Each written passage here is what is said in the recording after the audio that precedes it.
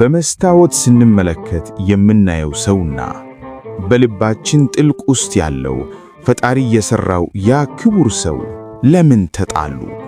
ዓለም ለምንም ነገር አትረቡም ስትለን፣ ፈጣሪ ግን በእጄ መዳፍ ሰርቻችኋለሁ ይለናል። ዛሬ የምንነጋገረው እውነት በብዙዎች ሕይወት ላይ በጎ ተጽዕኖ የፈጠረ እውነትን ነው። እኛም በአግባቡ ከተጠቀምንበት የሕይወታችንን አቅጣጫ በትክክል ይቀይራል። ይህን ቪዲዮ ከተመለከታችሁ በኋላ ስለ ማንነታችሁ ያላችሁ አመለካከት ለዘላለም ይለወጣል። ምክንያቱም ዛሬ የምንወያየው ስለ ተራ የራስ መተማመን ሳይሆን በፈጣሪ ስለታተመው የማይናወጥ ማንነታችሁ ነው። ብዙዎቻችን የምንኖረው በሰው ዓይን ውስጥ ነው። ሰዎች ጎበዝ ነህ ሲሉን ደስ ይለናል። ደካማ ነህ ሲሉን ደግሞ ተስፋ እንቆርጣለን። ማንነታችንን በሰዎች አስተያየት ላይ መገንባት ማለት ቤትን በውሃ ላይ ከመስራት አይለይም። ማዕበል በመታ ቁጥር ይፈርሳል። እውነተኛ በራስ መተማመን ግን የሚጀምረው እኔ ማን ነኝ ለሚለው ጥያቄ ከሰዎች ሳይሆን ከፈጣሪ ምላሽ ስናገኝ ነው። መዝሙረኛው ቅዱስ ዳዊት በመዝሙር 139 ላይ እንዲህ ይላል፣ ግሩምና ድንቅ ሆኜ ተፈጥሬአለሁና አመሰግንሃለሁ ይላል። እስኪ ቆም ብላችሁ አስቡት። ግሩምና ድንቅ።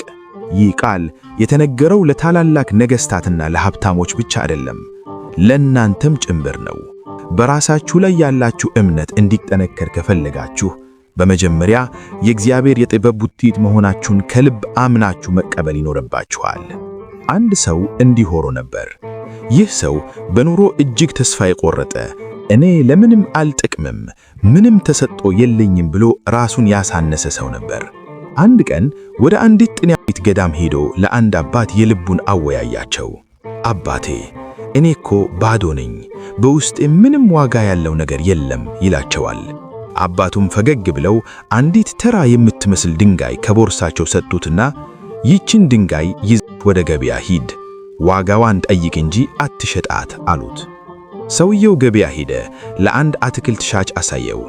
ለዚች ድንጋይ 2 ብርቱካን እሰጥሃለሁ አለው። ቀጥሎ ወደ ወርቅ ቤት ሄደ። ባለወርቁ ድንጋዩን ሲያያት ደነገጠ። ይህች እኮ እጅግ ውድ የሆነች ያልተቀረጸች አልማዝ ናት፣ 5 ሚሊዮን ብር እሰጥሃለሁ አለው። ሰውየው ተገርሞ ወደ አባቱ ተመለሰ። አባቱም እንዲህ አሉት፣ ማንነትህም እንደዚሁ ያት። ተራው ሰው ዋጋህን በ2 ብርቱካን ይገምተዋል፣ ባለሙያው ግን እውነተኛ አልማዝ መሆንህን ያውቃል።